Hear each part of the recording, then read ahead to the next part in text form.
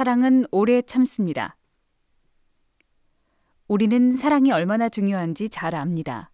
사랑이 없으면 어떤 종교 행위나 업적도 다 무의미할 정도입니다. 사랑은 율법의 완성입니다. 사랑이 없는 사람은 하나님을 모르는 사람입니다. 왜냐하면 하나님은 사랑이시기 때문입니다. 사랑은 이렇게 중요한 것입니다.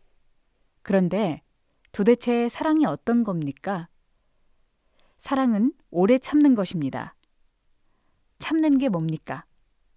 참는 것은 나쁜 짓을 당해도 미워하지 않고 복수하지 않고 용서하는 것입니다. 나아가서 그 사람이 잘 되도록 도와주는 것입니다. 참는다고 해서 악을 방치하지는 않습니다. 악을 고쳐주기 위해 징계할 수도 있습니다. 그러나 그를 원수로 삼는 게 아니라 내 이웃으로 받아들입니다. 이것이 참는 것입니다. 그렇다면 오래 참는 것은 뭘까요? 우리는 오래라고 하면 시간이나 횟수를 생각합니다. 그래서 한두 달이 아니라 10년을 참았다면 오래 참은 것입니다. 혹은 한두 번이 아니라 10번을 참았다면 오래 참은 것입니다. 그러나 고린도전서 13장에서 말하는 오래 참는 것은 그런 게 아닙니다.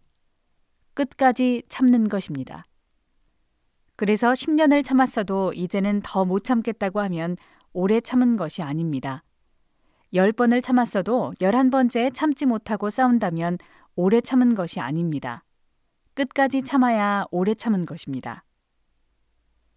끝까지 참는 것은 결코 쉬운 일이 아닙니다. 특히 악한 사람이 계속해서 악을 행할 때는 정말 참기 어렵습니다.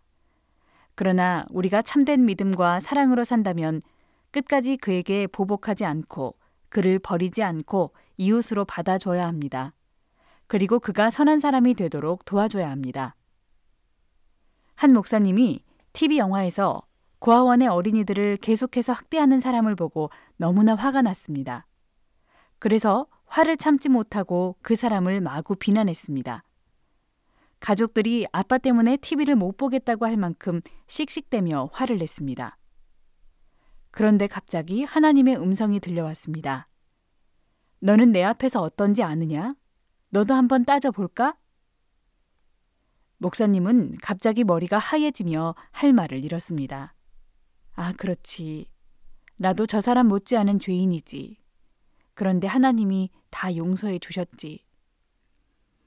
그리고 나서부터 목사님은 눈물만 흘렸습니다. 그 악한 사람들이 미운 게 아니라 불쌍했습니다. 핍박을 당하는 아이들도 불쌍하고 아이들을 괴롭히는 사람들도 불쌍했습니다. 이제 목사님 마음에는 어떻게 하면 저런 사람들을 도울 수 있을까 하는 생각밖에 없었습니다. 이것이 오래 참는 것입니다.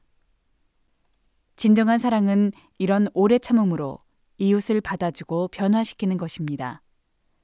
우리 모두가 진정한 사랑으로 이웃의 부족한 모습과 심지어 악한 모습까지 오래 참아줌으로써 하나님께 기쁨을 드리고 우리의 가정과 교회와 사회에 평강을 심을 수 있기 바랍니다.